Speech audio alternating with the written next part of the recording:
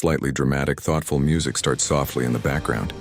Imagine it's freezing, biting, bone-chilling cold. Now what if I told you that to save your life, all you had to do was step into a warm, steaming bath just a few feet away? But there's a catch. Stepping into that warmth means giving up everything you believe in. What would you do? This isn't a hypothetical question.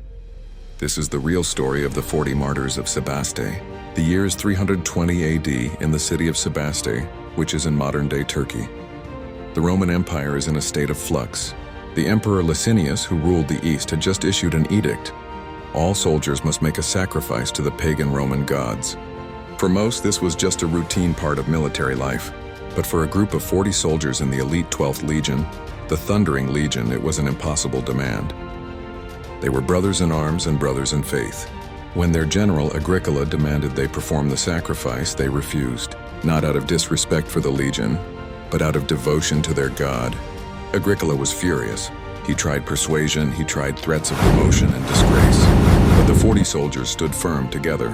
One of them, speaking for the group, said something like, "You can take our ranks, you can even take our bodies, but you cannot take our souls." Seeing their resolve, the governor came up with a uniquely cruel punishment. He ordered the 40 men to be stripped naked and forced onto a frozen lake in the middle of a brutal winter night. The plan was simple. The excruciating cold would break their will. And to make the temptation unbearable, he set up warm baths on the shore, brightly lit, with hot food and drinks waiting. Anyone who renounced their faith could simply walk off the ice and into a world of comfort. As the hours passed, the cold was unimaginable. The men's bodies began to fail. They huddled together, praying, singing hymns, encouraging one another. They prayed, "Lord, we are 40 who have begun this contest. Grant that we may be 40 crowned in victory."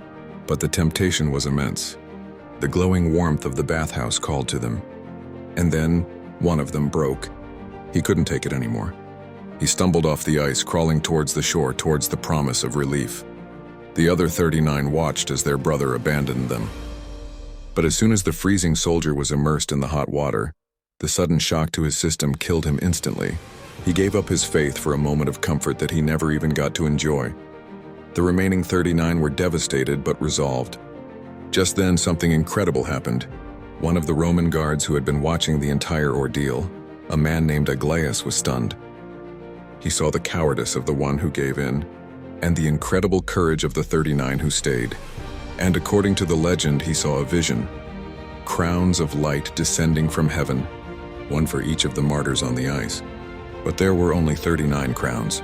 In that moment, something inside Aglaeus shifted. He was so moved by their faith and endurance that he took off his own armor, stripped off his clothes, and shouted to his fellow guards, "I too am a Christian."